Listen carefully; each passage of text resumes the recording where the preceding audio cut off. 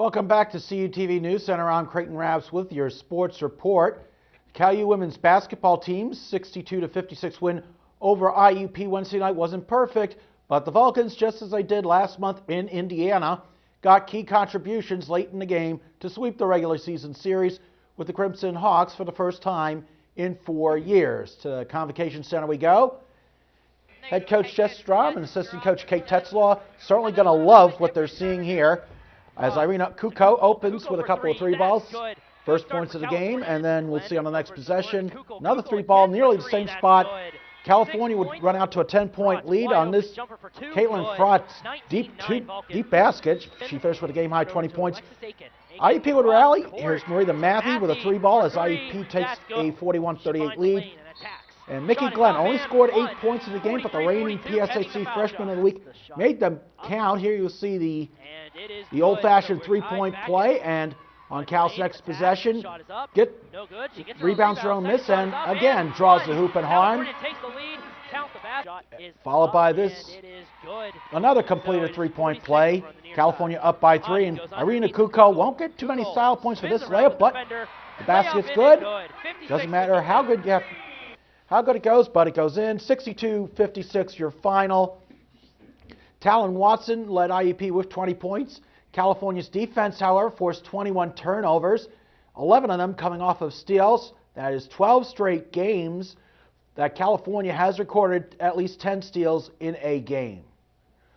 On to men's basketball, the 7th-ranked IUP Crimson Hawks handed California their worst loss in nearly 20 years with an 85-47 rout at the Convocation Center Wednesday night.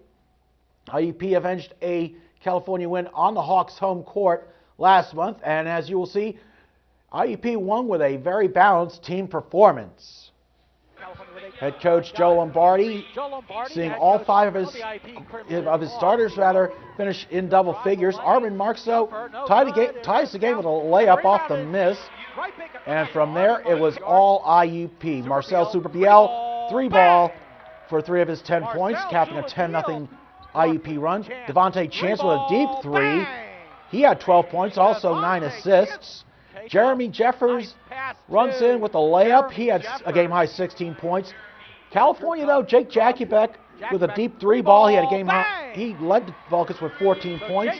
That cuts the lead to 18, but watch this pass by Matisse Katite, Brandon Norfleet with 14 points, 8 rebounds.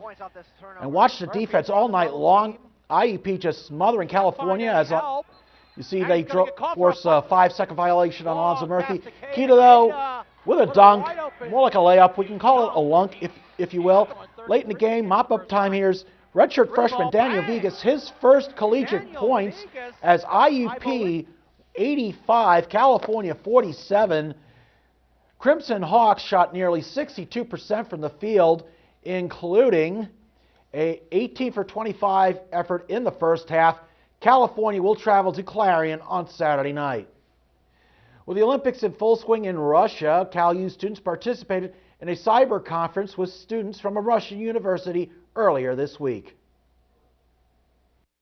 Nearly 60 students gathered in Duda Hall Wednesday for a discussion with students from the National Research University's Higher School of Economics in Perm, Russia. With the advent of the Olympics, as it was coming upon us, we've been talking about the Olympics.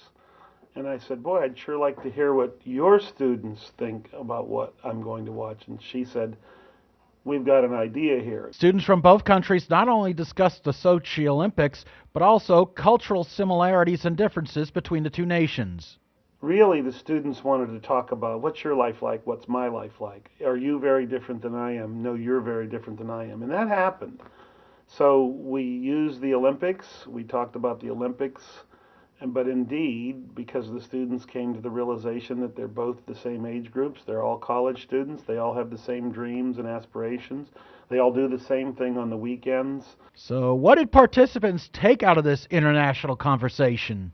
That American students and Russian students are pretty much the same, and they all kind of share the same concerns. It was very lively, very entertaining. There was applause on both sides, and I think people made new friends.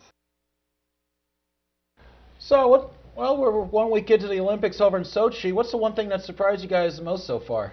Well, Sean White had a rough time yesterday, I believe it was. He only finished 4th, but then he won another event. But I'd like to give a shout out to the United States hockey team, men's hockey team. 7-1 victory over Slovakia today. Big game against the Russians on Saturday with Evgeny Malkin. I actually really liked the new figure skating event. I love figure skating in general. They've all looked so amazing. I can't remember this one young lady. She's on the Russian team. She's absolutely phenomenal. And the team skating event was actually really interesting to watch. Well, I think coming up next week, they're having something new called the Team Luge. I think that's something I'm actually looking forward to. We do have one final Cal U note. Interim Athletic Director Karen Herp loses the interim tag. She is now the permanent athletic director. Wow. Thank you, Creighton. And finally tonight, if you're like us, you're getting sick of this winter weather. So tonight, we thought we'd share a nice video letting you know that better days are ahead. Take a look.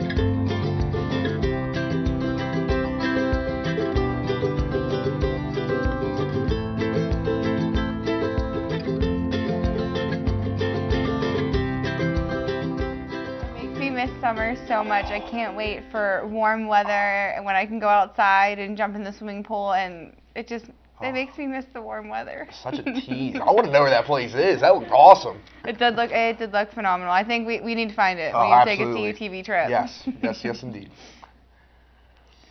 That will do it for this week's edition of News Center. Be sure to check out our live video feed on our website, cutv.calu.edu. Thanks for watching and have a great week.